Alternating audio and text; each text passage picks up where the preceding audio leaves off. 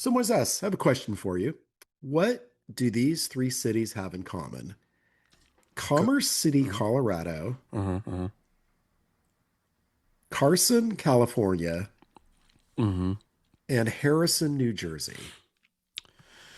Well, I can now say that they were the three last cities in contention to host a quarterfinal between Austin FC and Toluca.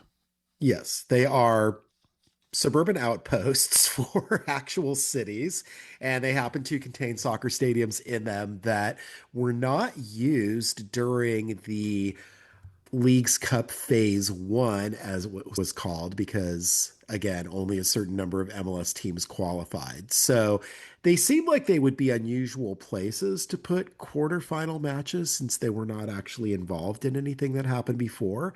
But to our understanding, why is it that this is happening?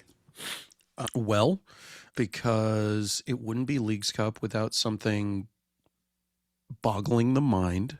And in terms of actual practical reason, Toluca went into the tournament as the number one tournament seed and Right. were therefore granted hosting privileges, which Yes. when Austin came in second in the MLS group versus them Hmm. coming in third in the Liga MX group, Right. my educated guess is that Austin posited the notion that hosting privileges do not equate hosting rights necessarily. That's Uh, very lawyery. I have a feeling lawyers were probably involved. And as a result, there was something to be said for, well, look, we're not saying that the match has to be played in Austin, but that would be our preference. I'm sure that is the way that Austin led, as with you should in any negotiation. Lead Right. with the ridiculous thing you know you're not going to get, and then But say, does it really have to be at Toluca at 8,700 feet? it shouldn't be, because if they really wanted it, they should have been the number one quarterfinal seed. So I feel like the middle ground that had to be reached was that a neutral site inside the United States was the only solution. So you're saying the middle ground was in New Jersey. Not mathematically, but yeah. And also, this little tidbit about Toluca comes within a 67-page rule book for a tournament that is essentially 2 weeks plus a couple of bonus days added on. Why they need 67 pages of rule book for something like that is a little mind-boggling, but Leagues Cup? Apparently 67 pages wasn't enough because people weren't clear enough on the rules. Clearly, it should have been 69 pages. Nice. Emergency podcast. Better did a thing, so we gotta talk about it. Emergency podcast. It's an emergency. Emergency podcast. Shut up, hell yeah, shut up, hell yeah, shut up. Emergency podcast. It's an emergency.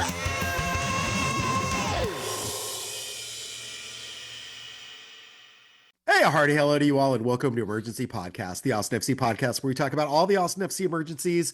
Made it to the Leagues Cup quarterfinal, but that is kind of an emergency in and of itself because it involves traveling to New Jersey for a Wednesday night match. We have a Copa Tejas emergency, as it were, tonight here. Sunday night, we are recording here Sunday morning, just minutes from the start of the Community Shield match with our beloved Arsenal facing Man City. Boo. Was us. How are you doing? How have you prepared yourself for Community Shield watching, one of the most important trophies in all of soccer? I've prepared myself to not watch it. Call me disloyal. I've got a busy day. Okay. I'll be watching it in my heart. Okay. It's European soccer getting ready to start all over again is going to be wild, just as MLS hits an incredibly congested fall schedule that is La going to Liga last already into underway. November. La Liga already underway. Yeah. La Liga, a league I still do not watch, and I don't know when I'm going to find time to start watching it. So I'm happy for them. Are you saying you missed Alaves versus Getafe? I'm saying exactly that. I'm saying I have no idea what teams they play for. I don't care unless they're in UCL, and then I only care if they're playing against Inter or Arsenal. Right. Okay. Well, there we have it. But we care, of course, plenty about Leagues Cup now that the team is in the quarterfinals. We had three amazing phase one matches. We've talked about the first two, and we're going to, in the second, talk about the win over Club America in the new Violet Crown jerseys. But wanted to first get into kind of what lays ahead for Austin. Again, it is 3 wins or PK wins, some permutation of that to a trophy. Possibly, again, just depending on the seeding and how it works out and weirdness in the rule books, if Austin gets 2 wins, then could be hosting a cup final for the second year in a row. And of course, Open Cup is not the same thing as Leagues Cup. Many will apprise us of that, but it is still the opportunity to have a final at Q2 Stadium. It is within the realm of possibilities. And so here's what we're looking at. So on Tuesday night, and again, the brackets are a little strange. Again, the rule book lays these out, but they are not necessarily what you would expect. So we're going to have Monterrey playing Chicago, and that is in Bridgeview, and that is not a result of any kind of weirdness in the rule books. This is merely Chicago is the number 1 seed in MLS. Monterrey is the number 4 seed in Liga MX. Chicago is hosting in their Cup Stadium. Right. So that is normal. And that's going to be 7:30 on Tuesday night, Central Time. And then Leon faces Salt Lake in Commerce City, Colorado. You want to know why? Because I know why. Why? So the reason why is that there was a Noah Kahan concert scheduled at RSL Stadium, so they couldn't play in Salt Lake, which is the only reason they're playing in Commerce City, home of the Rapids. So they are going to the rival stadium. Yeah, exactly. They're going to their regional rival stadium, which Rapid fans are thrilled about. I'm sure Real Salt Lake fans are thrilled about it too. Right. I have a feeling there are going to be a lot of temporary Leon fans showing up at Probably match. So. Dozens, probably. Dozens feel of like them, Phil. I feel like that's going to be a pretty empty stadium. And then Wednesday night, 7:30, that is us. That is Austin FC playing Toluca in Sports Illustrated Stadium, as it is now called, in Harrison, New Jersey. In the greater New York area for the greater New York area Red Bulls. Right. And we have learned since that Toluca does have a fair amount of fans in the greater New York area. So it is possible that people do turn out to that match, and those people are not friendly to Austin. So would feel like a real away match, which again, per the rules of the tournament, sure, Toluca did their thing in Liga MX. But if you're going off tournament rules, why a number 3 is hosting a number 2 is a little weird. And then America versus Columbus, that is, of course, in America's spiritual U.S. home, Carson, California. Dignity Health Sports Park. So probably could be in a bigger stadium if they really wanted to, because obviously America has a lot of fans everywhere, as we learned on Thursday night. But no, it will just be in Carson. So it will be in a soccer specific stadium in between Los Angeles proper and Long Beach. A couple things that are interesting to me about the way that the bracket looks now. So provided Austin beats Toluca, their next opponent will be one of Leon or RSL. If it's Leon, then the current understanding of the interpretation of the rules is such that we would see Austin go away to a neutral site because Leon is the higher seed from the Liga MX side. They're the number 1 seed. If it's RSL, then Austin host because they're the higher knockout seed. And again, this is the number 2 versus the number 4 MLS teams, not the number 2 and the number 3 in the same side of the bracket, but number 2 and number 4, and then number 1 and number 3 on the other side. Makes perfect sense in a Leagues Cup world. Yeah, I mean, a perfect tournament with a perfect set of rules and format. And RSL's only in it because they played for their lives against Juarez and absolutely smacked them with a 3-goal victory. Keeping LAFC off, because I think it would have been LAFC otherwise, right? RSL not doing their thing. Okay. And then to me, the fascinating dichotomy of things is what faces Austin in a theoretical final. From the other side of the bracket, Austin's final opponent would be one of the 4 of Monterrey. There's history there. Yep. Chicago. One could call that Nico Estevez' revenge. Club América. Right. Hello. a match which Austin would host. Again. In theory, because Club América was also the number 2 seed on their side of the bracket, Austin would host it based on tiebreakers. So Austin needs to care about goal differential, goals for, all that kind of stuff. The hosting privileges, as I understand it, go through the semifinal. So even if technically Club América, as I recall, the number 2 tournament seed behind Toluca, even though they would have the tournament seed, that means nothing for the final. So Austin may host a final against Club América, but you know what they would? They would host a tournament final against Columbus Crew 100% for certain. Yes, they would. Because of the seeding. Would that be fun? An amazing set of possibilities there where you may just see people who do not care about this tournament. Mm-hmm. A cup final is a cup final, even a cup semifinal. The people I saw coming out of the woodwork as the Club América result was inching towards something really interesting was kind of hilarious. I think it'll be even more hilarious depending on how things go in the quarters. Mm-hmm. Speaking of hilarious, we have some breaking news from Cardiff. Community Shield is underway. Arsenal has scored inside of 30 seconds. What an amazing play.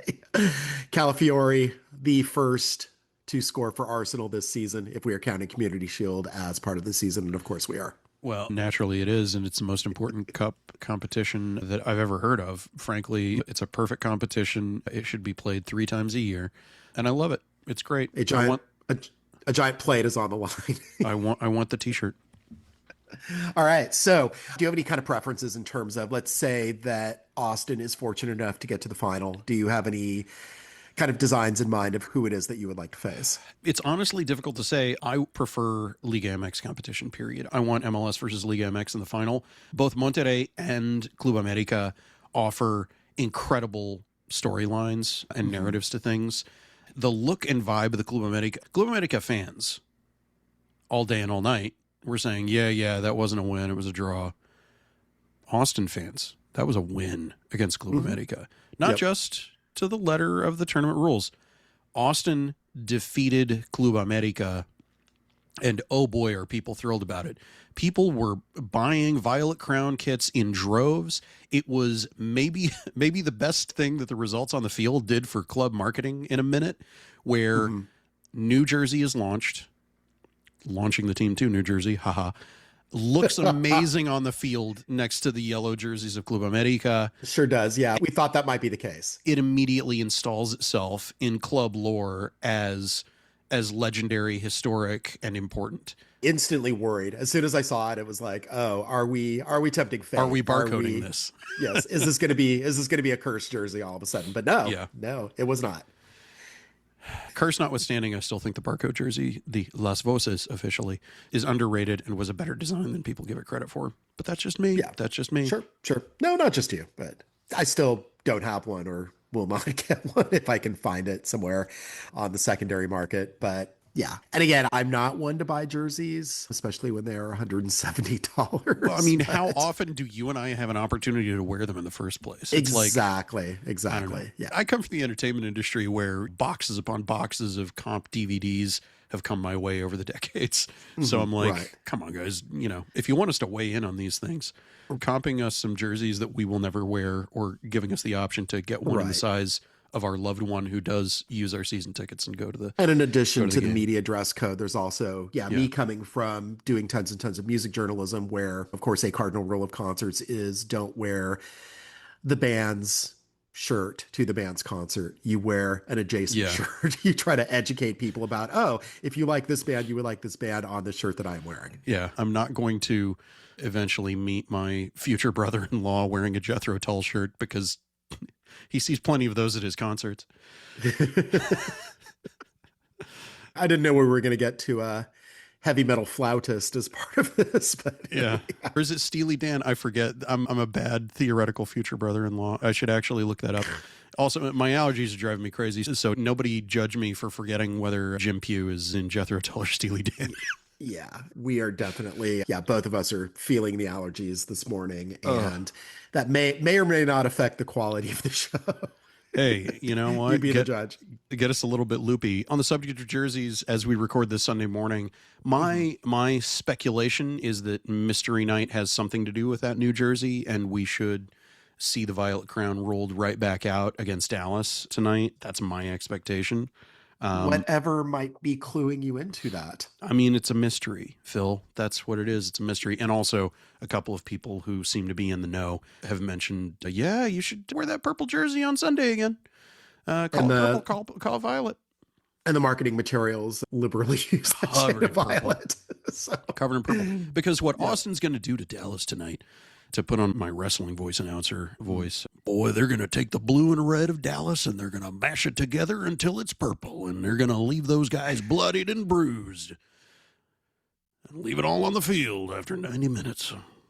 All right. So anything else on Leagues Cup before we want to get to this Dallas thing? I mean, again, we should talk about Club America and the win. Yeah, we should talk about the actual what result. We saw, because that was, I don't want to say it was like a 90-minute fantastic performance. There were plenty of moments of worrying and plenty of moments of kind of wondering how the team was going to fare against an opponent of America's caliber versus what happened on the field. And then obviously, of course, going down at the start of the second half on an own goal, which John Gallagher was not sure that was going to be credited as an own goal. And I believe that still is the case. As you're checking that, a couple thoughts that come off the top of my head. One, Club América scored 3 goals in their other 2 Phase 1 matches. And let me check the tally. How many goals? They scored 1 goal. They scored 1 goal, and it took them until the second half. Both of their previous matches, they scored in the first half of the first half. Right. And still an own goal. Still an own goal, by the way. So, yeah. An American player did not actually score a goal until... Again, this is how it's counted. I think this is weird, but in the tally, they count PK kicks in a PK sequence as goals, which I don't necessarily think that they are. But that was incredible in and of itself that we had 11 straight makes, and then we had a Brad Stuver save to close things out. I'm kind of two minds of PK sequences. On one hand, I love to see kind of misses and absolute chimneys and saves and see it go down that way. But sometimes I just kind of like a good old fashioned, everybody makes their kicks in spectacular fashion. And that's what we saw. We had a Sabovich Panenka as part of that. Yeah. We had in a series of Murdo Azuni balls in the back of the net. We had that on the PK sequence. Yes, as I am advising FC Dallas coaches, you definitely want to leave Murdo Azuni unguarded from 15 to 20 yards away. That is the way that you want to play him, because absolutely in no way does he ever score bangers from there. Never. Not something that we've seen multiple times in the last 7 days. Also worth mentioning in that PK sequence, not only was Ilie Sanchez the smart choice to take 6th, but for me, something that I think is a major highlight for Austin's performance in that game, both tactically and for the player itself, was Davy Arnaud's decision to put Jorge Alastoy 5th. Oh, yeah. Think about the pressure. Think about last compulsory one. You give it to the captain of your second team, who has taken loads of PKs and shootouts just like this all season long. Except not just like this. Here's the thing is, that's actually my point, is that's the way that Jorge Alastoy took it. He took it like this was just any other PK sequence following a draw in Next Pro, ice in his veins. This could have been Vancouver 2. It could have been Colorado 2. Right.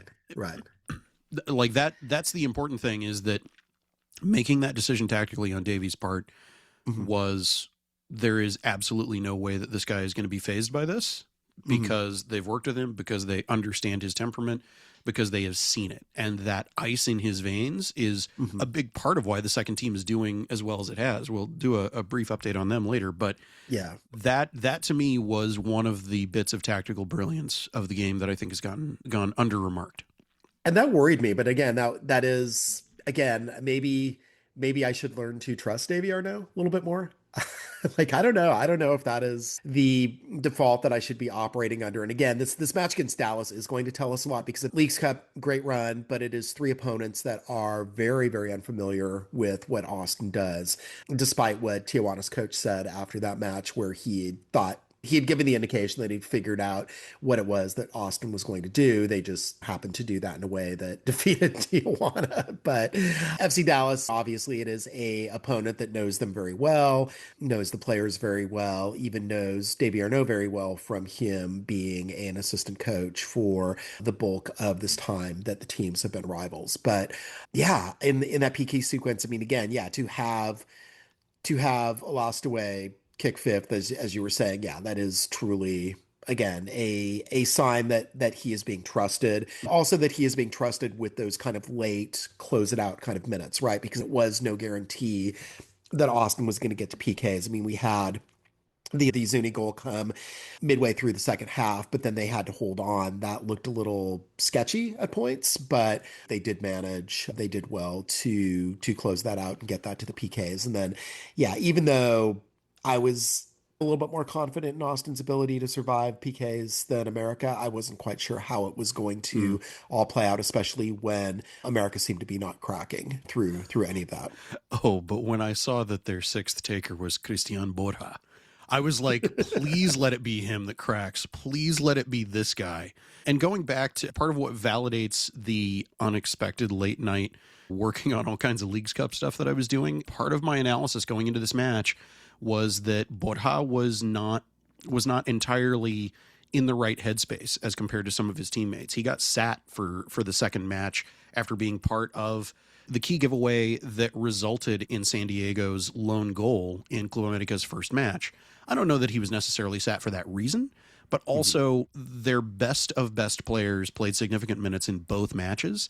And I saw him as not exactly their ideal choice at left back, but as they're depleted at left back, was their best option unless they were going to invert Kevin Alvarez from the right side. And they had Kevin Alvarez starting on the right side. The lengthy analysis piece that I put up is something that people may want to bookmark and flag in the event that Austin does end up playing them in the final. Because by the time of the final, we don't expect Zendejas to be healthy again. Their young left back, who was mysteriously in the hospital and not on any injury report at the beginning of the tournament, also probably not necessarily going to be back in 2 weeks, you would think. But who knows? Crazier things have happened. I think my overall feelings about the match are that boy, did Austin need that. And I guess to bridge into discussing Dallas, the thing that I've mentioned multiple times on the show now of letting those first 6 competitive matches give the progress report on where they are at in the new formation, in the new tactics, that kind of win is exactly what they needed. If Verde does advance here, semis will be September 1st and 2nd, and then final would be September 6th, which is Labor Day weekend. So again, I don't know, Verde fans, if you had Labor Day plans that maybe need to be put on hold possibly. My wondering is, okay, if it is again Club America at Austin, will as many season ticket holders be willing to sell their tickets for this one, or will they want to see possibly the first trophy raised in the club's history? I think a cup final changes things fundamentally. I would be Me more too. worried about the speculative semifinal on the first or second Tuesday, Wednesday of the week, Right. following the away game against Portland and prior to the Saturday home game against the Quakes, which if they make the final, that match gets postponed. And Right. oh no, we don't have to play the Quakes immediately. I know everybody will be just absolutely dismayed and brokenhearted about that. But that does bear mentioning one of the crazier 11-day swings in club history, where you've got Dallas at home today as we record this, away at Lumen Field against the Seattle Sounders, who broke their 7-game losing streak against a terrible Querétaro side that rotated. Seattle played their starters. Querétaro rotated. That's what it took for Seattle to get a win.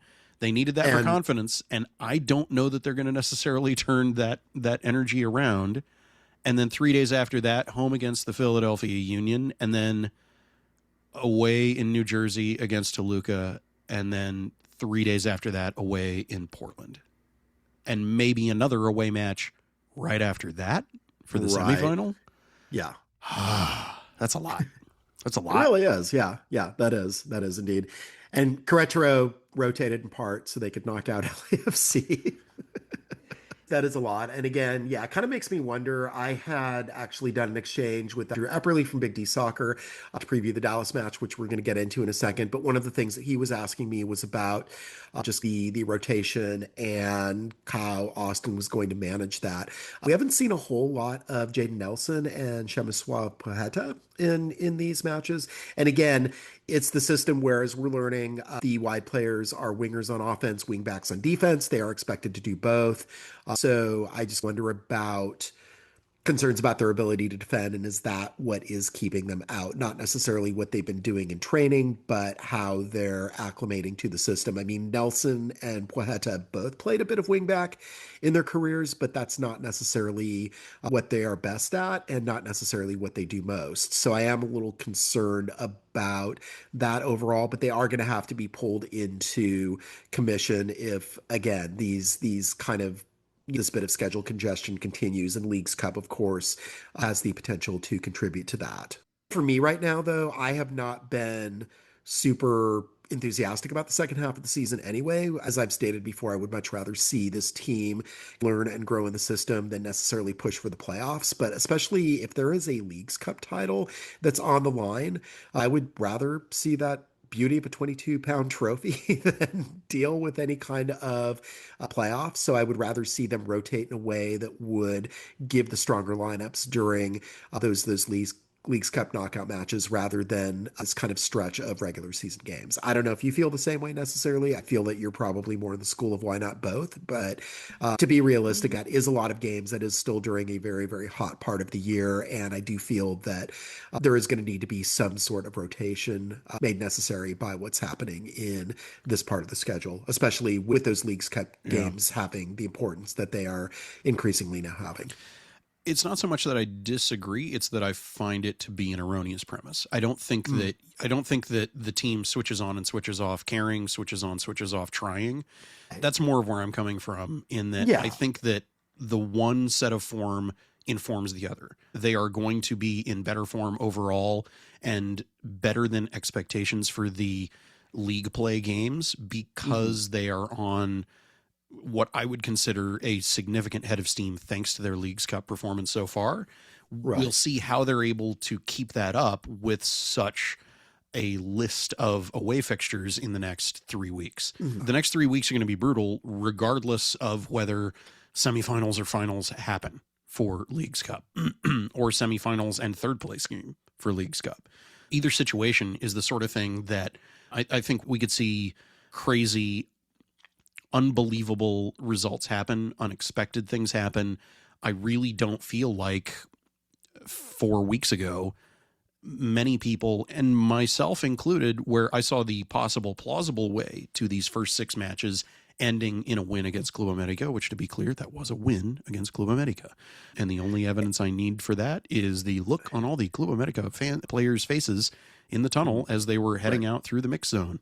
So Eric Goodman would disagree, but but also Eric Goodman has never seen a purple sunset in the 10 years he's lived in Austin, to which I'm concerned he may have a form of color blindness he hasn't had diagnosed. There are very few reasons to go on X, but finding the whole kind of like reaction to Goodman's tweet about that is that.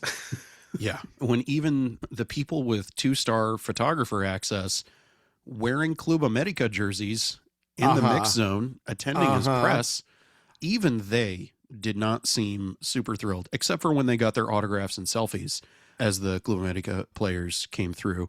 It's always a sign of professionalism as a media member to have a Sharpie and a jersey at the ready to get autographs. No, it is actually not. That is actually the cardinal rule of media professionalism that was broken. That was great to see.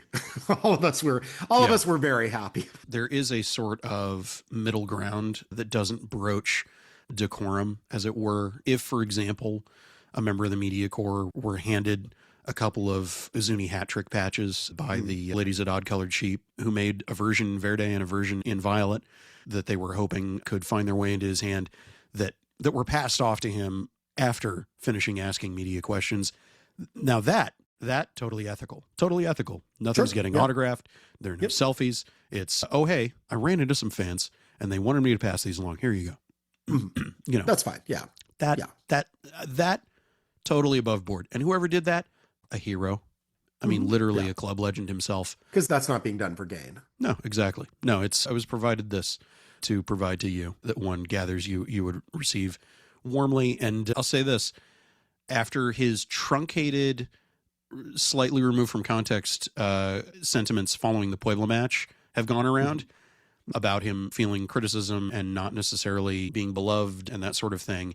The thing that was left off of that quote was that he said that he's got to keep proving himself, that he's not done, not even a hat trick did that. He reinforced that again after the Club América match. And those little bits of reinforcement for the fact that he not only hears it from the fans in the stadium, but the more reinforcement he gets that all of the hard work that he's been doing is paying off, that further emboldens Austin's Hulk.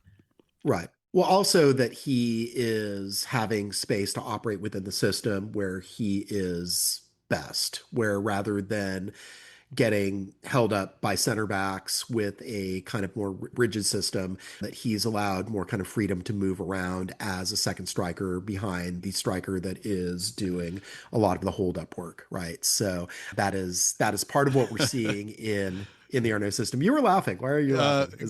Take us back 2 weeks and tell either one of us they're not in a rigid system. It's not a rigid system. Phil West, it's not too rigid of a system. The way that our perspective changes when we have more data to work from, right? It was 2 weeks ago. It was 2 weeks ago where we were like, or at least I was distraught. You were distraught, and I was like, I don't know how this is going to work, but I guess we'll find out. And yeah, we found out. Yeah. Again, though, will this be continuing to evolve? Will this continuing to be successful against teams that know them better? I don't know if Leagues Cup is just kind of another step in the evolution and this was planned, or if this is maybe kind of a bit of a mirage that we are seeing. And then we'll see against Dallas and Philadelphia, maybe kind of this return to a little bit more kind of frustration and not necessarily seeing this working as well as it could be. I am more optimistic right now. I do have those concerns just because that is kind of perpetually how I am. Yeah, that's the thing, is I don't look at it as optimism or pessimism, because to me, those are free-flowing states from within the spectrum of which I vacillate. But in terms of realistic expectations, the multiverse of variables and possible outcomes to me are much broader than they were 2 weeks ago. I get it. I see it. I am by default less, well, I just hope something good happens, because I'm going to default to all I can expect is what happened against Colorado. I've gotten more accustomed to the way that Davey communicates and the way that he is kind of blunt, straight ahead, just the facts. And I have enough data now to see, okay, I get what he was saying about having seen more positives against Houston, which was a worse scoreline objectively than Colorado. Because looking back at the play, Colorado really was objectively their worst out of the 6 performances. And then you saw what happened as they were building that stability in the new system and building that consistency in terms of being good in all game states, where they were pretty good in the first match. They were yet better in the second match. And to me, by far yet better in the third match, where this is the team that earlier this season, in advance of the Inter Miami match, similar to what I said about Club América, I could see this team beating Inter Miami, and then they scored the first goal and drew the Titans of the Eastern Conference earlier this season. We've known that they are capable of it, but the question is whether they can execute on it. Right. And we have another breaking news update from Cardiff, Wales. 2-0 now. Kai Havertz goal, header, beautiful. Yeah. And so we are about a half hour in, and the reigning Premier League champions are basically waxing Manchester City. Yeah. Second only to Leagues Cup, the most perfect tournament and format in world sport. I feel like the Community Shield match might be giving Leagues Cup a run for its money. Speaking of other competitions, Phil, can we talk a little bit about Austin's next 4 opponents, including Dallas, even though we've already covered that a little bit? Absolutely. Let's do that. Yes. So I got an article that, as we record, this is not yet up, but will be up by the time people hear this, about how Leagues Cup has affected Austin's next 4 MLS opponents. Maybe you are still staunchly in the I do not care about Leagues Cup in any way, shape, or form state of mind. That's fine. This is something that I put together because, okay, great. Let's say you don't care about Leagues Cup. Leagues Cup did still have some bearing on what Verde is looking at over the next week and a half. Interesting now that FC Dallas gets knocked out of the tournament by Toluca at Elevation, which is one of Austin's next opponents now.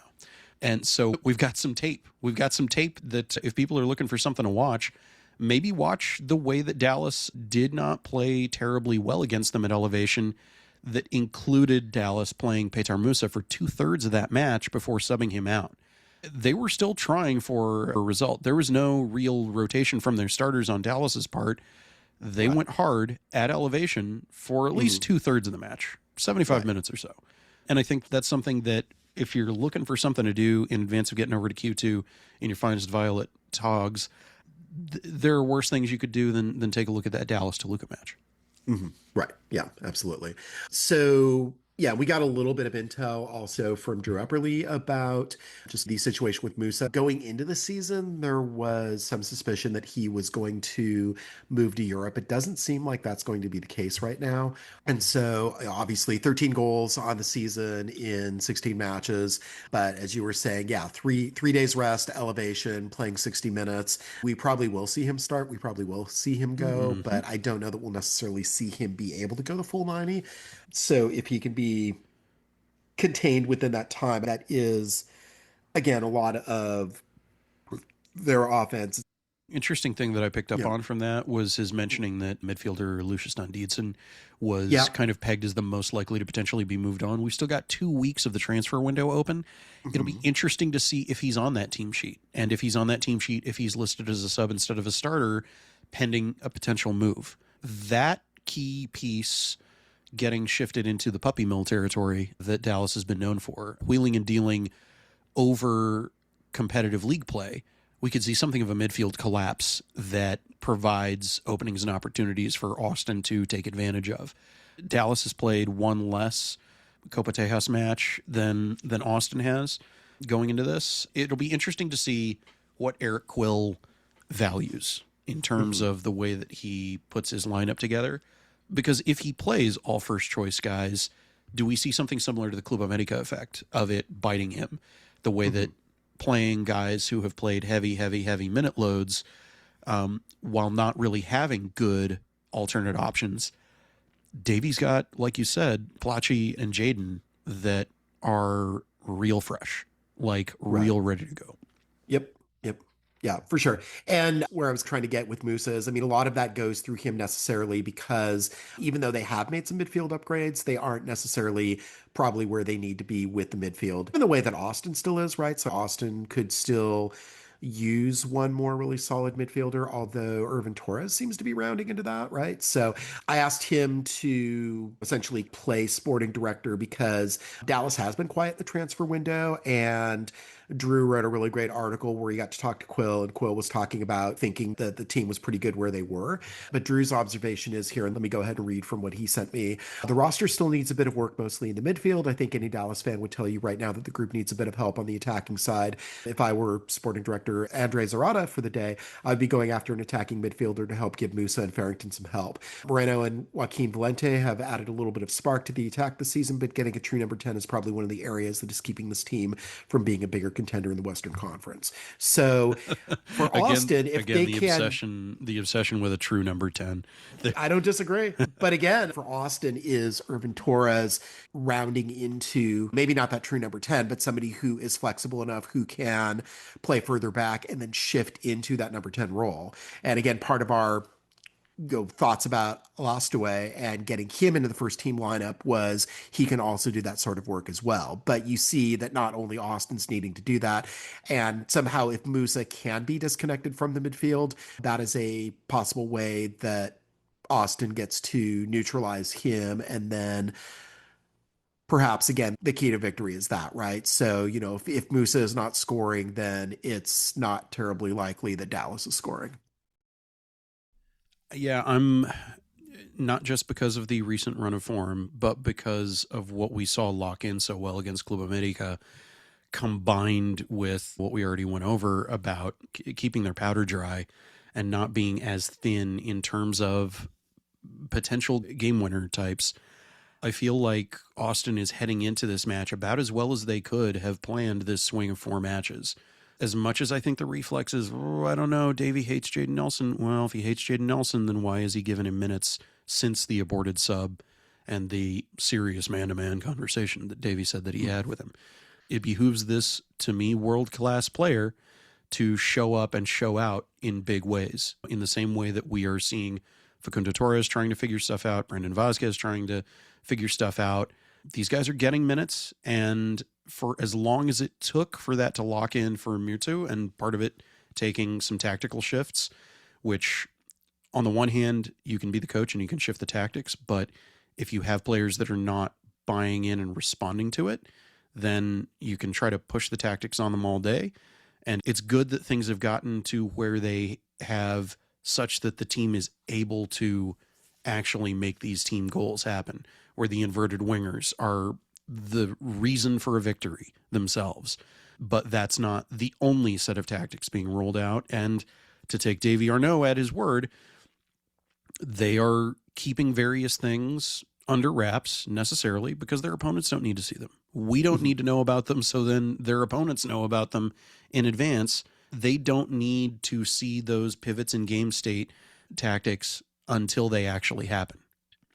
Yeah, the thing that I've become enlightened about a little bit more over the course of these 3 Leagues Cup matches is that regardless of where you're playing Joseph Rosales, whether he is inverted or not, he tends to show up wherever he needs to be on the field, right? So sometimes on the left, sometimes on the right, but seems to have a lot of space, seems to be in places where he's able to affect the game offensively. And that to me has been really, really fun to watch because he has been one of the better players for Austin this year. And my concern with the inverted wingbacks is, okay, there's going to be rigidity in terms of how he plays. There's going to be rigidity in terms of like where he's deployed, but he is tending to pop up all over the place, similarly to the way that Murdo Azuni seems to be popping up all over the place. He's great when he plays as a left back, but he's great, to your point, wherever he plays. So I'll say this, points to Nico Esteves. You were right. He's not just a left back. Right. He is a left back and so much more, which is what we've actually gotten to see with the rest of the system actually working around him. Mm-hmm. Right. Yeah. Yeah. So he has been obviously key to that. We do know that Owen Wolff is going to be out with that ankle injury that he sustained in the America match, but John Bell's pubis is healed. Okay. So that's good. So that's, again, I was a little bit worried about, especially with 3 center back depth, but with Bell back in the mix. Has not been the best center back for this team this season, but it is nice to have him in the rotation, certainly. Natural center back Ilie Sanchez is also available, as we know. As we saw in one of those Leagues Cup matches, is Ilie? Yeah, Ilie is playing center back. Sure is. Okay, Yeah, and that's what he's doing. He was fine. Yeah. Game state fine, Game state fine. Should he start and play a full 90 at center back? No. He would tell you the same thing, I think. The way that I would put a bow on the Leagues Cup experience so far is lots of pleasant surprises I needed to see. Mm-hmm. For sure. Yeah. So anything else we need to say on these next few matches? Just touching on it, I mean, I touched on the extreme amounts of travel. The couple little notes I would make on Seattle is that, again, it took a heavily rotated Querétaro to break their massive first time in club history 7-game losing streak. Before Austin play them, they've got to play the Whitecaps, who are mentally in a better place than Seattle is. But there is still that ongoing 50-50 uncertainty surrounding possible relocation for the Whitecaps, which, as we've said, absolutely should not happen. They need to stay in Vancouver. They just got to get things figured out with the provincial government. I feel like that Cascadia rivalry match coming right before Austin benefits Austin in that one win does not make a run of form. Right. So I don't know that when that DraftKings win probability comes up on the screen, I don't know that the number in favor of a Seattle win is going to be that high. Right. Also, and they haven't really relied on him, but Pedro de la Vega appeared in that Querétaro win and Yep. then came right back out injured after being subbed on. So has a quad injury. So I don't suspect What that we will hmm see him. what a great decision on Brian Schmetzer's part. I'm not used to like criticizing some of his just basic level decision making, but I was baffled to see De La Vega come on during that match. Yeah. You know who's questioning that right now? Every Sounders fan. Every single Sounders fan. Following the Seattle match, home against Philadelphia Union, you know what? We thought Philly was again on the upswing, but then they played Santos Laguna, who shut them out 2-0. Right. A Santos Laguna that is not exactly the best, Mm-hmm. but by that time, Santos Laguna was out of the tournament. They had rotated a bit, and Philly could not beat them and kind of regressed to the mean of the problematic, barely functioning soccer team that they've been most of the season. Mm-hmm. Right. I am excited to see Kaman Sullivan in that match, but Yeah. as we saw with Gilberto Mora, Irvin Torres might be the best teenager on the field. In that I match as think so. Kevin Sullivan was able to knock in a goal against Necaxa, Mm-hmm. but I don't know. He did not look like the generational talent that Irvin Torres did during Leagues Cup, which you want to see one of these Gilmora types, one of these Kevin Sullivan types, one of these guys that gets this kind of heat in the good way, show up big despite the rest of their team's form around them, or help boost their team's form. I didn't see that from him in those phase one matches. Yeah. I do see that as a rotation game though, because again, Toluca in New Jersey is happening a few days after that. So I think if there is going to be a match where Austin rotates, and again, yeah, Philly has not had great league form this year. Neither has Austin, to be honest. But I do think that, yeah, that if we are going to see kind of a second choice 11, as it were, or at least some reduced minutes for first team players, that is probably where it's going to happen. But that could still be navigable for at least a draw. And again, and also rotating I'm not worry concerned. me. It doesn't worry me. Okay. Because when we've seen guys rotate in these last few games, they're sticking to the plan, is the vibe. And the guys that aren't getting as many minutes, right. they're not dumb. They know that they've got to stay within lines, as it were, so that they get more of those minutes. These guys are all fighting for minutes through the end of the season for whatever the winter window holds for any of them. And I just don't see rotation being as big of a deal for Austin as it is a lot of other teams in the league, because one thing I will give Rodolfo Burrell credit for is this is not as bad of a roster as I think people default to saying that it is. Is it a perfect EAFC Football Manager roster? Well, there is no such thing, but that's a whole other argument. These are all really talented players who are capable of executing at a top level, and I feel like we are seeing them being given the opportunity to do so in a coherent game state plan that is working. And there are other options on the rotational depth in the event that different guys don't end up working out. And who knows? The window's still open for another 2 weeks. Somebody might get moved. I don't know. Right. Yeah. And we still don't have a sporting director, but though have a feeling, shall we say, possibly an informed feeling that a sporting director is a little bit closer to arriving than some might think. Yeah. Something that I think we could probably discuss within the bounds of, we've had questions about where things are at, players talking to Christian Ramírez after the Club América match, asking the question I said last time we recorded that I should have asked him that morning. He said that there were conversations about the extension of his contract that kind of went on ice when Roto got fired. And there is a sense of uncertainty that I get from a lot of people, that people aren't sure exactly who would make what decisions in the absence of a sporting director. We have an indication that just because we haven't seen evidence of progress on that doesn't mean that that hasn't moved a ways down the road. So one would hope we get a sporting director announcement soon. I would assume, having been on the other side of the firewall in publicity and marketing, I don't think you make this CEO announcement that talks about the big org chart realignment of things under new CEO Andy Loughnane. Yep. And that not be a step in the storytelling process of, this is what's happening next, because stuck in there conspicuously is the fact that the new sporting director will also be chief soccer officer with expanded roles and responsibilities across the entire sporting operation. And which makes that job more enticing, which possibly sets up for, oh, I can't believe that this guy is now Austin's sporting director. And that kind of maybe fills in part of the picture as well. So I agree. yeah. And also, I would think that one of the first orders of business for new sporting director would be to just go ahead and lock in Christian Ramírez to a senior contract for the next year and a half, let's say. Would not surprise me at all. The one other thing from this article, the last of the next four opponents, Portland Timbers, a lot of text in there. Read all of it if you want. To me, the takeaway is their interim manager, Jack Cassidy, very much signaling he was not in any way paving the way or setting up the tactics of new manager Cifuentes. And then Cifuentes took over for the third Leagues Cup Phase 1 game. His players didn't go as well, right? They beat Tijuana. Right. But it took, stop me if you've heard this, it took Tijuana rotating heavily, and they still let in a goal. I feel like there are a lot of variables and there's a lot of potential for chaos with this new manager setup, because Portland is running into, I would say, an unenviable swing of matches before Austin go to Providence Park, potentially on the other side of a win against Toluca that might take a pretty solid grind. Sure, Austin has a lot to do, but also here's what Portland have to do.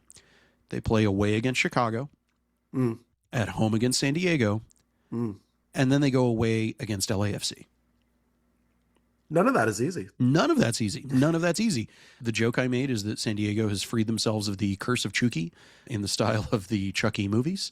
The evil has been defeated. Apparently there was a physical altercation, which is what set all of that Chucky stuff off, to take it from the rumor mill. I feel like, as tough of a swing as that looks like, I would counsel Austin fans to keep in mind that these other teams have a bunch of crap that they have to get through themselves. And I would rate the crap that these four teams have to go through is worse than what Austin's got to go through on paper, even with Leagues Cup. Okay, great. Let's see. So before we depart and get ready for this match tonight, I think we have to probably talk about last night's match involving Verdos and what we're continuing to see. You were there. I was there. Absorbing all the allergens. I was breathing in everything blowing all around Palmer Field. 4-1 win against Vancouver Whitecaps 2. I refer to them as the Snowcaps. That win catapulted them to 52 points on the season, a new season record for the second team, who hit the ceiling that they reached in 2023 last game. So 52 points now. Jacobaro with the captain's armband, subbed off in the last few minutes of the match, got a goal, put in a solid performance.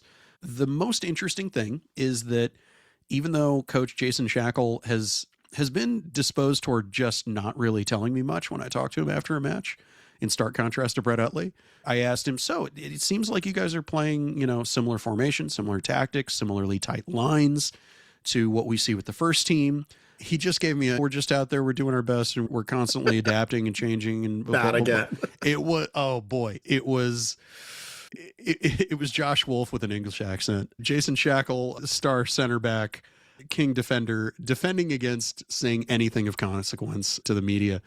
On this track, it looks like the second team is not just going to host a playoff match, but could potentially host their entire playoff run, including a final, which, to hear it from club leadership back in 2023, had Austin ended up hosting that final, it would have been at Q2. It would have been at Q2 in the way that it was at Columbus's first team home ground. And that, alongside a potential cup final, a potential cup final victory, a potential big turnaround in season form, which I'm just saying, Seattle facing a massive collapse, who would have predicted that 3 months ago? Other things can happen in the Western Conference and otherwise across MLS, as even though there are only 4 teams still in Leagues Cup, everybody has compressed schedules. Everybody is dealing with weird injuries and availabilities. Other teams are struggling with departures and reworking tactics around key pieces that are suddenly missing.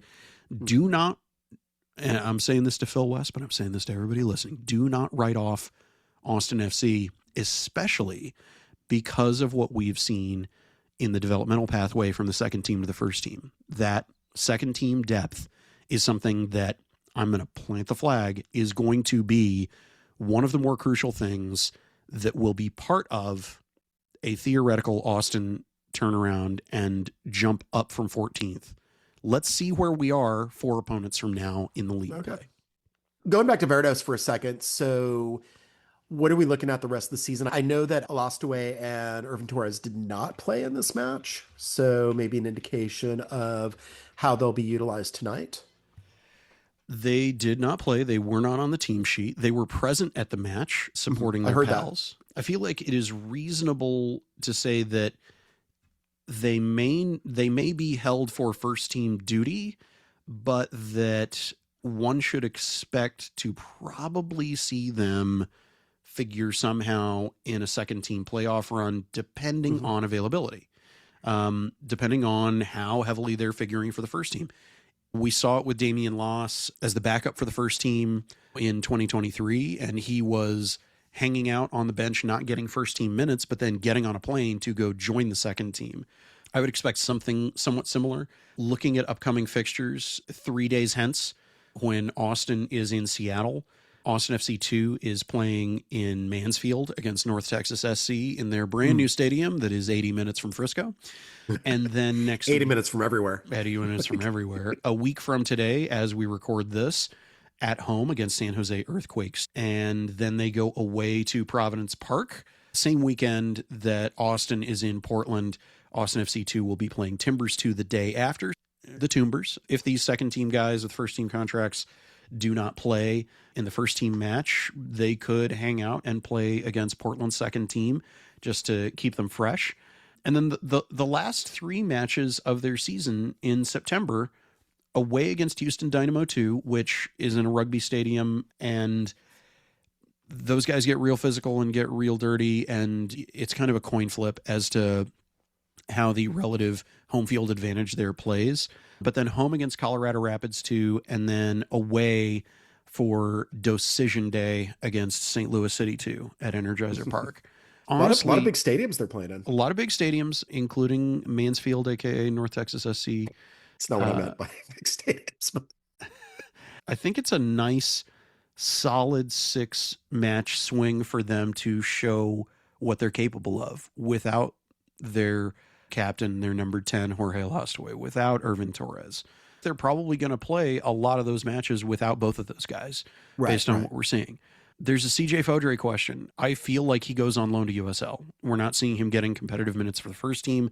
And I think having him play competitive minutes for the second team is a waste of him and a waste of his development and keeping him alive and ready. And being on loan, they can recall him at a moment's notice when disaster strikes, and they do absolutely need to fill him. I see him not getting minutes.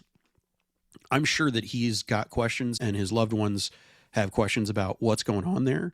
I would say that it is unfortunate for him specifically, but positive for Austin that in terms of rotational depth, in terms of DP performance, in terms of the way that forwards are being played, they've got the rotational depth that they need to not desperately need to play him for minutes up top, because he does need some more seasoning. He does need some more full 90 against really competitive opponents, which he's not going to get in Next Pro. But is he capped at USL level, or do we think that he is at least a rotational starter in MLS? That's the question, and it's what I would love to see him go on loan somewhere, put in crazy numbers that I think we all who've watched him know he's capable of, and show that he is over the USL ceiling as well. Yeah. Not sure that the Danny Rojas experiment is working at El Paso, so maybe that's a place. Maybe El Paso Locomotive, it would reunite him with Jimmy Farcarlin. And New Mexico United might as well be an Austin affiliate with as many former Austin players as over there. For sure, yeah. But yeah, I feel for the guy. Austin would not have made an Open Cup final without the contribution of CJ Fodrey last season. He is a fan favorite for a lot of different reasons. I remain very high on him. I just want to see him getting those minutes. I want to see him getting those minutes in the right place. He should not be strictly riding a bench and not playing competitive minutes. And I bet Davey Arnaud agrees with that.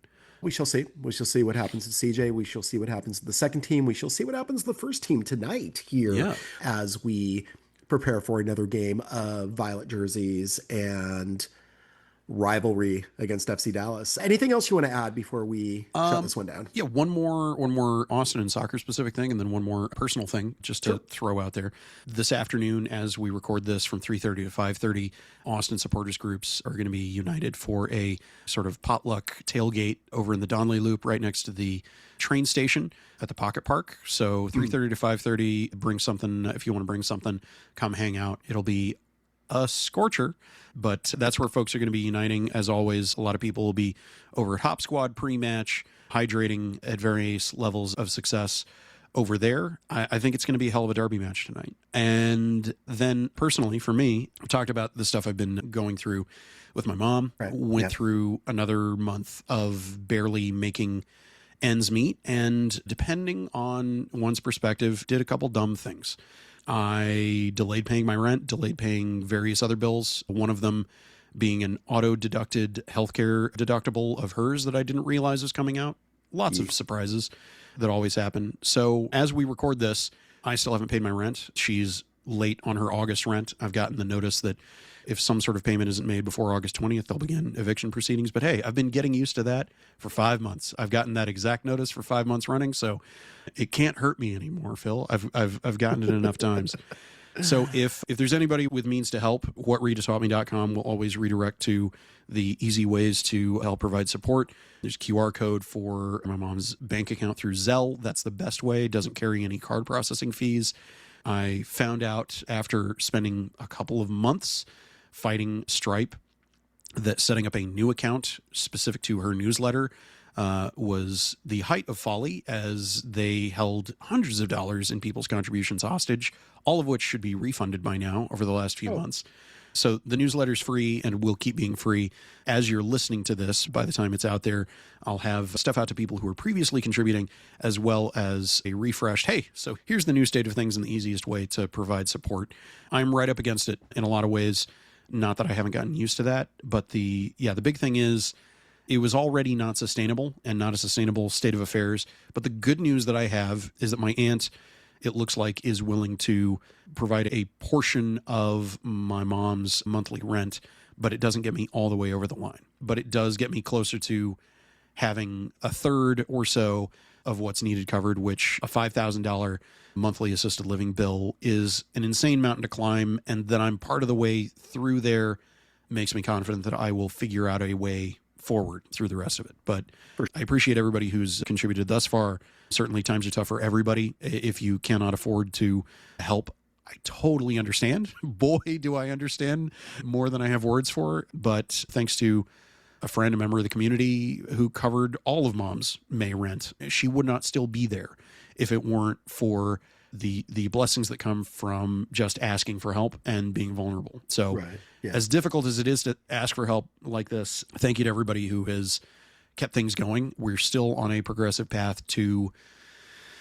making things sustainable. And my hope is that we're not just seeing light at the end of the tunnel, but we're getting closer to the end of the tunnel than I may be able to get. And so especially if you know people with the means, or companies or charitable organizations with the ability to cut large checks, as it were, it's easy to find me, get in touch directly in ways that make it so that I'm not paying taxes on people contributing to elder care for my mom. We're not letting large sums of money go to card processing fees rather than the actual stated purpose.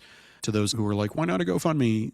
There are delays in terms of fund disbursements. There are fees that come out, and the need is incredibly immediate as we're in the middle of the month. So thanks in advance to anybody who's able to help. And I'll be putting some stuff on Instagram that will be easily shareable from my grid, not just my stories, that will include a compressed explainer for everything that's going on with my mom and that we've been through thus far, what the ask, what the need is for, and that sort of thing. And thanks again to you for being supportive, as you have been over the last year and a half, and to everybody in the community, visibly and not, who've come through for me and my mom.